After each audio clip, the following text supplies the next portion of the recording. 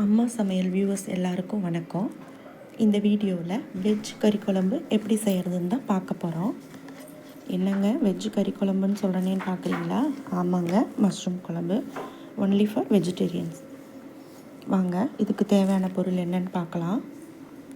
பெரிய வெங்காயம், தக்காளி, இஞ்சி பூண்டு, காளான் ஒரு பாக்கெட், மிளகாய் பொடி, மல்லிப்பொடி, மஞ்சள் பொடி, கரம் மசாலா, உப்பு தேவையான அளவு, மேக்ஸிமம் கடலெண்ணெய் யூஸ் பண்ணுங்கள், கருவேப்பிலை, கொத்தமல்லி தழை யூஸ் பண்ணிக்கலாம். இந்த மாதிரி தேவையான பொருட்கள் எல்லாம் முன்னாடியே கட் பண்ணி வச்சுக்கணுங்க. அப்போ தான் கொஞ்சம் வேலை சீக்கிரமாக நமக்கு நடக்கும். ஃபஸ்ட்டு ஸ்டவ் ஆன் பண்ணிக்கலாம். அதுக்கப்புறம் மண்பானையை அடுப்பில் வைக்க போகிறோம். ஏன் மண்பானையில் செய்கிறோம் அப்படின்னா அதுக்கே ஒரு தனி ஸ்பெஷல் இருக்குங்க. மண்பானைக்குரிய வாசமும் ட்ரெடிஷ்னலாகவும் நம்ம சமையல் இருக்கணும் அப்படிங்கிறதுக்காக தான் இந்த மண்பானை. அதில் ஒரு 4 ஸ்பூன் கடலெண்ணெயை ஊற்றிக்கலாங்க. இப்போ பாருங்கள், எண்ணெய் நல்லா காஞ்சதும் பபிள்ஸ் வரும். இந்த டைமில் நம்ம கட் பண்ணி வச்சுருக்க வெங்காயத்தை போட்டுக்கலாங்க. போட்டுட்டு வெங்காயம் நல்லா வணங்க விடணுங்க. எண்ணெயில் நல்லா வணங்கணும். அந்த வெங்காயம் கண்ணாடி மாதிரி மாறணுங்க. அப்போ தான் வெங்காயம் வணங்கிடுச்சு அப்படின்னு நமக்கு தெரியும். அப்போ தான் நம்ம வைக்கிற கிரேவி நல்ல மணமாக வாசனையாக இருக்கும். கொஞ்சம் டைம் எடுத்துக்கும் மண்பானையில் செய்கிறதுனால.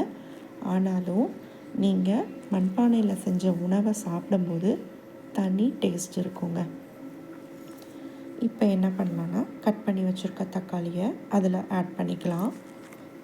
கொஞ்ச நேரம் நம்ம ஒரு தட்டு போட்டு மூடி வச்சிடலாம். தேவையான அளவு உப்பு போட்டுக்கலாங்க.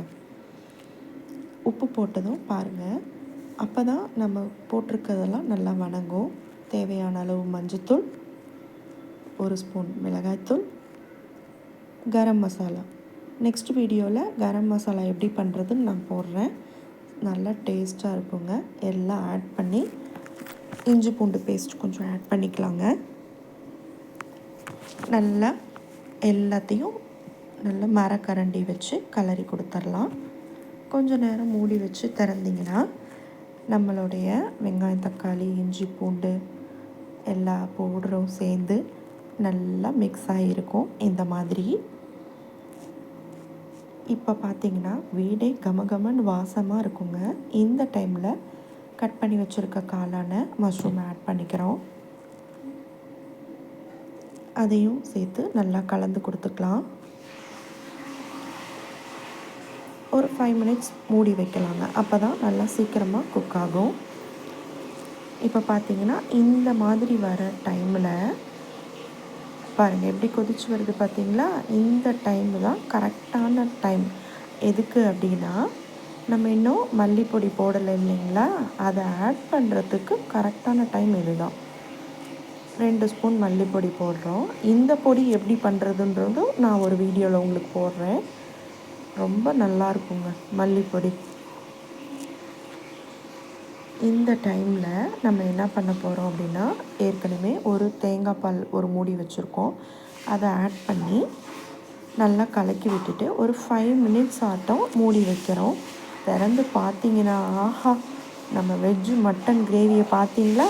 பார்க்கும்போதே எப்படி இருக்குது? சுட சுட சாப்பாடு, அதில் ஒரு 2 கரண்டி காளானோடு சேர்த்து குழம்பு ஊற்றுறோங்க. அப்பா, பார்க்கும்போதே எவ்வளோ எச்சு ஊறுதாங்க. ஆமாங்க, நம்மளுடைய காளான் கிரேவி ரெடி ஆயிடுச்சு. சாப்பிட்லாம் வாங்க. இந்த மாதிரி செஞ்சிங்கன்னா கறி குழம்பு என்னங்க கறி குழம்பு, இது தாங்க அசல் மட்டன் குழம்பு. இந்த வீடியோ பிடிச்சிருந்ததுன்னா லைக் பண்ணுங்கள், ஷேர் பண்ணுங்கள், சப்ஸ்கிரைப் பண்ணுங்கள். தேங்க்யூ.